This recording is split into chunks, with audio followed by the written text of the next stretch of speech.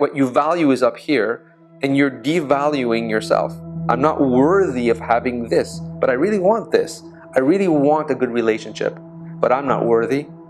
I value love. I value good, solid relationship, authentic relationships, but I'm not worthy. I'm not good enough. Those two will never meet. Your self-worth and your self-value comes from what? Comes from the stories that you've created around who you are. What story are you telling yourself about yourself?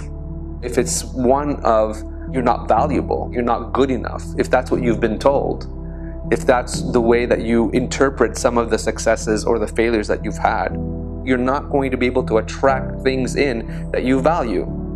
Because where attention goes, energy flows. So you're energizing and you're growing, what you're paying attention to. There's a lot of right and there's a lot of good in who you are. But when you're not paying attention to that, that's not what's growing in your life. We know so many successful people out there that everything is working out there apparently, but they're so disconnected from who they truly are that their sense of self-worth, no matter what they accomplish in the world out there, doesn't rise. So your self-worth is really not going to come from the world out there, because when you operate from that space, you're very vulnerable. When the out there is not going well, your self-worth goes down. Your story about yourself goes down.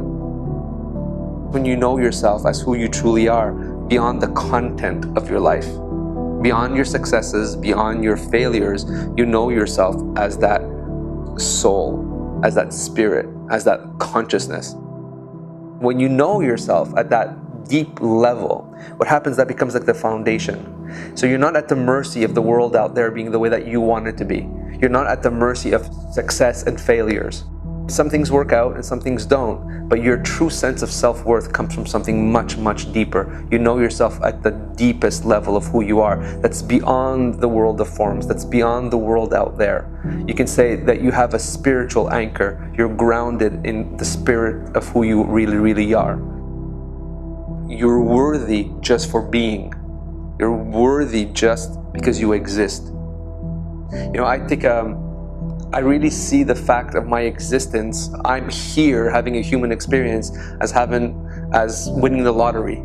The chances of me having this experience in this body and living this life and playing the game as Costa is a gift. Just the fact that I get to touch and smell and taste and feel and interact and experience and have these emotions, I must be worthy. That must be a gift. I must matter. And then it's, what do I do with this gift that I've been given? How do I matter?